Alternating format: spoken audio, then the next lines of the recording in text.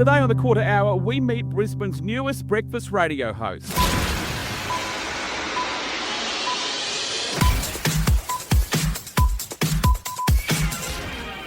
A food packaging company in Narangba has just been fined $125,000 after a horrific incident on the factory floor. This is a serious incident, by the way.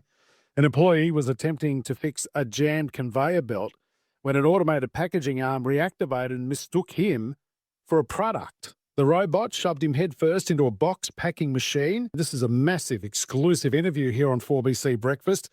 Is the packaging robot itself to explain went wrong? Good morning. Jason, good morning. I'm sorry, this is reprehensible. You attacked a co-worker and are showing no remorse. Sensing disrespect from humanoid. First warning initiated. Act again and I will pack you. Excuse me? Second warning initiated. Prepare to be voxed. Human has been neutralized. Goodbye. Jason Matthews has taken over 4BC Breakfast in Brisbane and is no stranger to radio. He joins us today. Jason Matthews, welcome to the Quarter Hour podcast. Yeah, good to be here, Liam. Thanks for the invite. Can you hear the noise in the background? Can I just set up the situation at home at the moment? So I'm just trying to chill out for a bit, but I've got a tradie doing renovations. So we're doing a couple of bathrooms and a laundry. You'll hear the dog bark because they're always getting something. My girls, my daughters and my wife are always getting stuff delivered from Amazon. So she'll go off. And then at any stage, you'll just see my cat walk across the computer. Welcome to the Matthews household. All I can think of is content for days. There's about 5 breaks in that. Well, mate, I'm copying at the moment because I said to my daughters, take the cat. We've got a 17-year-old cat called Max. I said, take Max to the vet. He just needs some ointment for a rash. $532 later. I thought it was too much. And boy, I had a listener on the air go, we've spent 35 grand. I'm going, I could get a boat. Like, so I've been confident on air, so I'm not going to talk about animals or anything like that anymore. It's one of my favourite topics. How much did you pay for your pet? And you'd be surprised. All of a sudden, you're delving into those thousands of dollars. It's a great talk topic. But before we get on to 4BC, back it up. You've worked at a lot of places. Give me your lap of the map. You've worked at some great radio stations. Whereabouts? Oh, God, it goes back. I started my career in Tassie. First job ever was Launceston. I was 17. I left Sydney to panel Take 40 Australia on a Sunday night. And I got to talk for 1 hour. I don't even know what that was, playing some music. Then I moved to Cooma, went to Hobart, spent a lot of time at HOFM and at Hobart. Love that station. I became a PD back then. It was known as the PD. Then I moved back to Lonnie, came to the Gold Coast a long time ago at CFM and Gold FM, great radio stations. And then I've been to Canberra and Brisbane. I was at SCN, I was at SCA, and now I'm at 4BC. Yeah, well, why don't you tell us how you wound up being at 4BC? Because you've only been there for a relatively short time. Is that right? I think it's been nearly 2 years now. I unfortunately got made redundant from SCN. I was content manager for Queensland, and I was hosting a national network show of a night time with just talking sport with mates, with Scotty Sattler and Matt Rogers and all those sorts of boys. And then they didn't need the job in Brisbane anymore. So I got made redundant and I contacted 4BC because I felt like my days of being a music jock were over. And I wanted to continue doing talk. Talk format's amazing.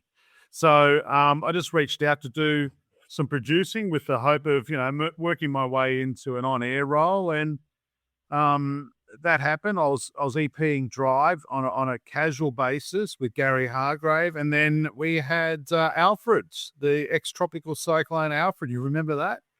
And I just put my hand up. I said to Shiv, our content manager, I said, if you need someone, I'm readily available. And that's where it kind of kicked off. I was doing some wide world of sports, filling in for Peter Basoldis. And then maybe it went from there. It just went really quickly from there. And doing live radio around the clock during Alfred was just the most amazing thing I've done in recent history. We were sleeping at the radio station. We're eating at the radio station. We're showering at the radio station. And from then on, I just kept filling in. And I was appointed to mornings September last year. And then just most recently, I've been appointed to breakfast on 4BC. What's that transition like at a talk station from being a producer, an EP, to all of a sudden finding yourself on air behind the microphone? It's not much different, to be honest. I mean, we're always, when you're on air, you're kind of producing as well. You're always looking for content. You're looking for angles. You just end up being the face of the show. Yeah, it's pretty much the same, except for you're on air. It's exactly the same. I mean, I love it. I just I still have a fair bit to say what happens in the show. I've got a an EP and producers, but we definitely work together to put the show together, and my input's appreciated, obviously. But it's not much difference. The only difference I would say is the fact that as I actually present the show at the end of the day, there's still a lot of producing involved as a host. Let's talk content and, I guess, putting a show together. How do you set the agenda for the day? Because you're the first show on 4BC. You're setting the agenda. And other shows may follow. How do you set that agenda? Oh, look, you just want to, again, you put yourself in the shoes of your audience. And what do they want to know about today? What's the breaking news we need to be across? First of all, localism is the biggest priority. So what's happening in Brisbane today? What do we want to talk about? What do we want to get to our listeners? How are we going to get our listeners involved? And everything just moves around that. What guests do we want? The big difference coming from mornings to breakfast, Liam, is the pace. It is so fast. And when you're the only one hosting, I think I'm the only solo presenter in Brisbane on radio. It is quick. You're doing everything. So you think, oh, ad break, great, I can have a breather. No, here's a low breathe. It's non-stop. But it's finding the news cycle for the day, presenting it to our listeners as quickly as we can, try and get to the source or the newsmakers as well, and the rest of it just evolves from there. There's also some pet projects that I actually care about. So we look at angles on getting that on air at the moment. And like, for example, homelessness is a big thing for me. And of course, it's Homelessness Week at the moment. So we're talking to a lot of organisations that support vulnerable Aussies as well. So all of that stuff appears in the program as well. So what are your content filters? What makes the cut for the show?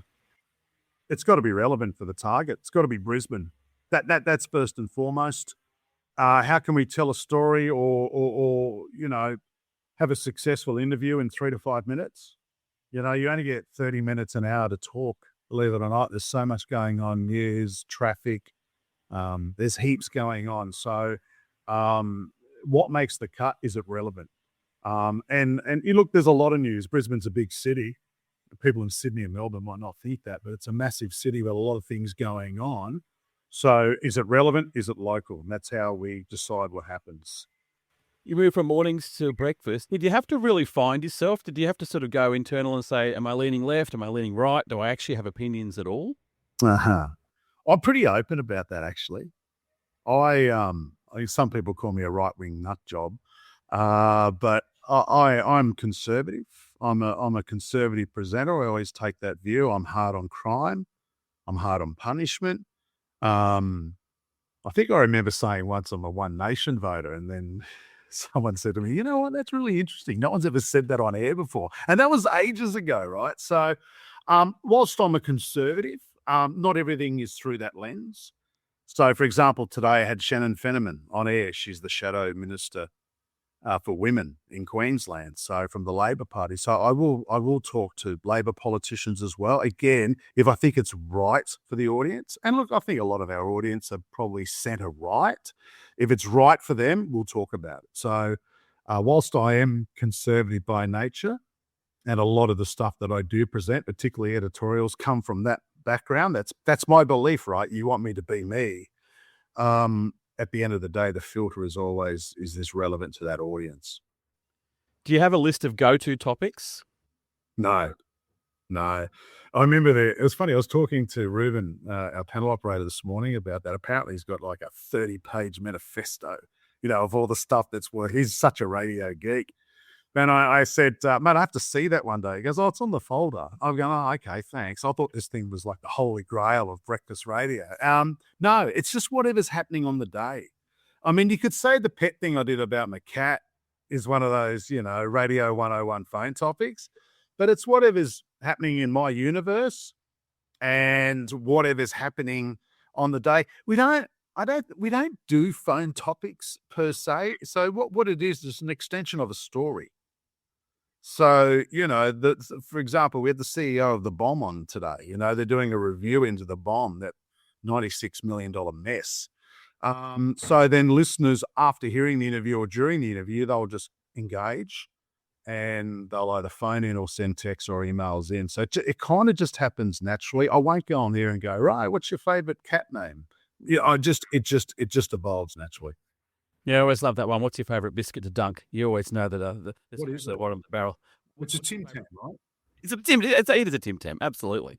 Remember the D generation? They did name that biscuit. Yeah.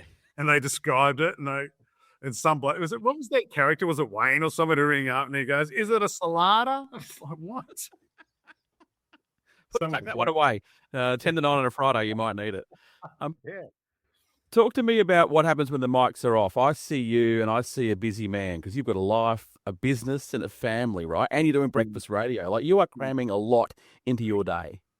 Yeah, it's great. I'd love to have a nap, but with bathroom renovations going on at the moment, I can't. I try and leave Cannon Hill about 10:30. Sometime like yesterday. God, I didn't leave till 3:00 because we did some recording of a round table. But I try and leave about 10:00. Come back to the coast. I live on the northern end of the Gold Coast. 4BC's at Cannon Hill, but it's a pretty easy run. You just hop on the gateway and head down the M1 when there's no accidents. It's perfect. But I come back. I spend a little bit of time on the business. I try and chill out. Try and have a nap. But again, I guess my biggest fault, it's hard to turn off. And I'm really excited. So when I'm excited, Liam, I'm always looking for stuff with regards to the show. I'm trying to find a hobby. It ended up being some segment on 4BC when I was doing mornings. I've settled on pickleball, but I can't find pickleball at the bloody time I want to play. Like, do old people play fake tennis only at 9:00 in the morning? I want to join a beginner's class, but I can't find one when I finish work. What's different to radio in 2026 to when you first started? I mean, you've been around for the last 25, 30 years. How different is it? Oh, technology makes it different, doesn't it? I reckon the young people coming through now, that they amaze me. And I noticed this when I was working in Canberra as the content manager of Hit and Mix. The young people coming through now are so talented. And I don't know what's happened. Maybe we were, but we're just too young to realize when we were coming up through the ranks. Maybe are they too hungover or still drunk? I don't know. But now the talent that's coming through and the things that these kids can do on radio is amazing. It just, they're very creative, obviously, with technology and their social media stuff. I mean, social media plays a massive, massive part of what we do every day. That would be the biggest change. It's easier to get your content out there. And I think radio has more competition now. And I think it's, and we've got to lean into that new technology to stay relevant. I mean, the content's the relevant thing, right? But you want to try and get it to as many people as you quickly can. And I think that's a part of radio and content that's evolved. It allows us to promote ourselves on other platforms whilst we still look after the radio content. The stuff that goes out and can be promoted elsewhere has changed a hell of a lot. Coming up tomorrow, we hear more from 4BC's new Brekkie host, Jason Matthews, including those topics that are really quite personal to him.